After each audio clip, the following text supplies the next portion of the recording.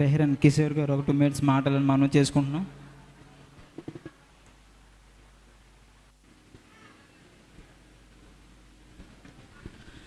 దేవునికి మహిమ కలుగును గాక.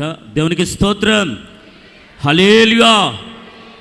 మంచిది ప్రియులారా, మరి అవకాశం ఇచ్చినటువంటి అలాగే అధ్యక్షుల వారికి, అలాగే స్టేజ్ మీద ఉన్నటువంటి ఘనమైన సేవకులకు కూడా నా హృదయపూర్వక వందనాలు తెలియజేస్తున్నాను. మరి ఎంతో ప్రయాసపడి ఈ యూత్ రిట్రీట్ ఏర్పాటు చేసినటువంటి ఇందులో కారకులైనటువంటి వారికి కూడా నా హృదయపూర్వక వందనాలు తెలియజేస్తున్నాను. మరి ముఖ్యంగా యూత్ రీట్ ఏర్పాటు చేయడానికి గల కారణం ఏంటంటే, మన సంఘంలో ఉన్నటువంటి యవ్వనస్తులే కాకుండా క్రీస్తులో ఎవరైతే యవ్వనులు ఉన్నారో వారందరూ ఈ లోకాసంలో పడకుండా యవ్వన కాలమందు తమ కాడిని మోస్తూ, దేవుని కాడిని మోస్తూ యవ్వనంలో బలంగా ఆత్మీయంగా దృఢపరచబడాలని ఎంతో ప్రయాసతో ఈ యూత్ రీట్ ఏర్పాటు చేస్తుంటారు. దేవునికి స్తోత్రం.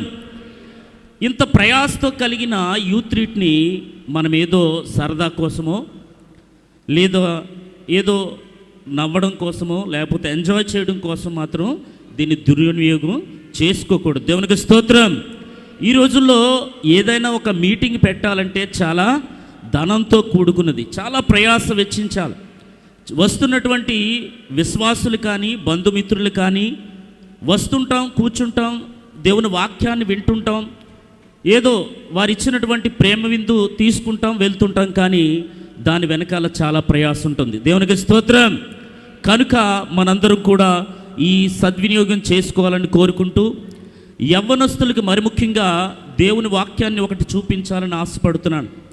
ఈ రోజుల్లో యవ్వనులంతా బాబు మీరు దేవుని యందు సంతోషించండి అంటే వారు లోకంలో సంతోషించేవారిగా ఉన్నారు. బాబు మీరు దేవుని కృపయందు బలపడండి అంటే వారు లోకంలో బలపడడానికి ప్రయాసపడుతున్నారు.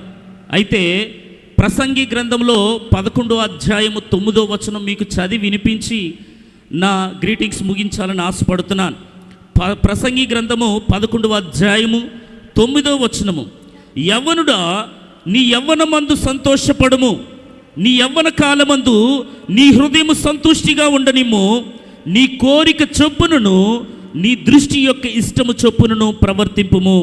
అయితే వీటన్నిటి బట్టి దేవుడు నిన్ను తీర్పులోనికి తెచ్చునని జ్ఞాపకం ఉంచుకొనుము. ప్రియా యవనస్తులరా, దేవుని సేవకునిగా తెలియపరుస్తున్న మాట ఒకటే, ఈరోజు సంతోషపడుతున్నావు, చాలా ఆనందిస్తున్నావు, నీ సంతోషించు, ఆనందించు, నీ మనసు వచ్చినట్లు సంతోషించు. కానీ ఒకరోజు దేవుడు తీర్పులోనికి తీసుకురాబోతున్నాడు. దేవునికి స్తోత్రం. కనుక ఆ తీర్పుని మనము ముందు పెట్టుకొని ఎప్పటికప్పుడు నీ సెలవును ఎత్తుకొని ఎంతో ప్రయాసతో ఏర్పాటు చేసినటువంటి ఈ సమయాన్ని సద్వినియోగం చేసుకోవాల్సిందిగా తెలియచేస్తూ దేవుడి చిన్న మాటలు దీవించి ఆశీర్వదించును గాక. ఆమేన్.